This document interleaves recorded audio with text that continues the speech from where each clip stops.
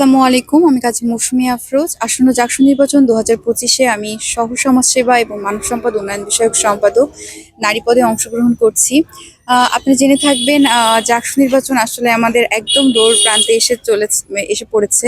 তো ১১ই সেপ্টেম্বর আমাদের জাকসু নির্বাচন অনুষ্ঠিত হতে যাচ্ছে এবং তারই ধারাবাহিকতায় আমরা আসলে আমাদের প্রার্থী যারা আছেন তারা কিন্তু উৎসবমুখর পরিবেশের মধ্য দিয়ে তারা তাদের প্রচারণা চালিয়ে যাচ্ছে। এবং আমরা যেটা যখন প্রার্থীদের কাছে যাই আমরা আসলে যেহেতু আমার পদটা সমাজসেবা, আমি বেশ আগে থেকেই এই সোশ্যাল ওয়ার্কের সঙ্গে যুক্ত আছি এবং তারই ধারাবাহিকতায় যেহেতু জাকসু একটি বড় জায়গা, সেখানে আসলে আমরা শিক্ষার্থীদের দাবিগুলো তুলে ধরতে পারবো এবং সেগুলো আদায়ের লক্ষ্যে কর্তৃপক্ষের সঙ্গে আমরা কথা বলতে পারবো এবং আমরা আসলে এই বিষয়গুলো তুলে ধরতে পারবো। সো ওয়ালটন এখন দেশের সীমানা পেরিয়ে পৌঁছে গিয়েছে 50টিরও বেশি দেশে।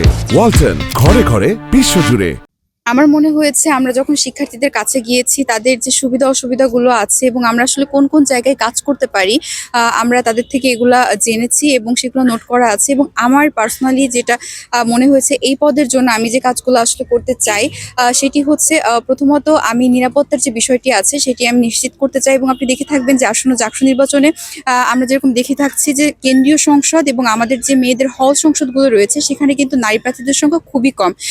কারণ তারা আসলে নারীরা জাহাঙ্গীরনগর বিশ্ববিদ্যালয়ের নারী শিক্ষার্থীরা প্রত্যেকটি আন্দোলন এবং সংগ্রামের প্রথম সারিতে অংশগ্রহণ করা সত্ত্বেও তারা কিন্তু জাকসু নির্বাচনে অংশগ্রহণ করছে না। কারণ এটার প্রধান কারণ হচ্ছে গিয়ে তারা নিরাপত্তার যে জায়গাটা সেটা আসলে আমাদের কর্তৃপক্ষ ক্যাম্পাসের যে প্রশাসন আছে তারা কিন্তু সেটা নিশ্চিত করতে পারে না। আপনি দেখে থাকবেন আমাদের মেয়েরা যখন আমরা যে সংগঠনেরই হই না কেন, আমরা যখনই নেতৃত্বের জায়গায় আসতে চাই না কেন, আমাদেরকে বিভিন্নভাবে প্রতিবন্ধকতা আসলে সৃষ্টি করা হচ্ছে। এটা অদৃশ্য একটি শক্তি চাচ্ছে না যে নারীরা আসলে নেতৃত্বের জায়গায় আসুক। এবং তার জন্য প্রথম যে অ্যাটাকটা করা হয় সেটি হচ্ছে সাইবার বুলিং। সো এই জায়গাগুলোতে আমি আসলে কাজ করতে চাই, নারীরা যেন স্বতঃস্ফূর্তভাবে নিরাপদভাবে প্রত্যেকটি জায়গায় অংশগ্রহণ করতে পারে। এবং আমি আরও যে বিষয়টি রয়েছে সেটি হচ্ছে স্বাস্থ্যসেবার যে বিষয়টি আছে। আপনি জেনে থাকবেন যে জাহাঙ্গীরনগর বিশ্ববিদ্যালয়ে আসলে কিন্তু স্বাস্থ্যকেন্দ্র যেটি রয়েছে সেখান থেকে পর্যাপ্ত স্বাস্থ্য সেবাটা পাওয়া যাচ্ছে না। তো আমি চাই যে শিক্ষার্থীরা পর্যাপ্ত পরিমাণে স্বাস্থ্যসেবা পাক এবং তারই জন্য আমরা যদি প্রত্যেকটি হলগুলোতে মেয়েদের যে হলগুলো রয়েছে আমরা যদি একটি করে মেডিসিন কর্নার রাখি তাহলে কিন্তু তারা যখন প্রয়োজনীয় যখন ইমার্জেন্সি থাকে জরুরি প্রয়োজনে তারা কিন্তু সেখান থেকে মেডিসিনগুলো গ্রহণ করতে পারছে। এবং একই সাথে যে বিষয়টিতে কাজ করতে চাই সেটি হচ্ছে নারী উদ্যোক্তাদের জন্য কাজ করা এবং তাদের মানসিক স্বাস্থ্য নিয়েও কাজ করা।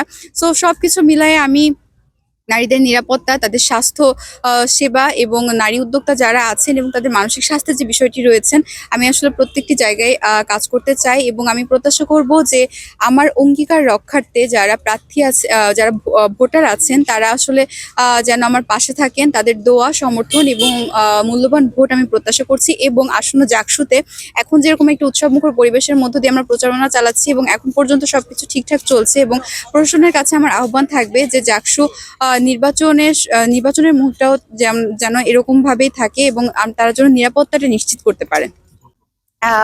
আমার ব্যালট নং 2।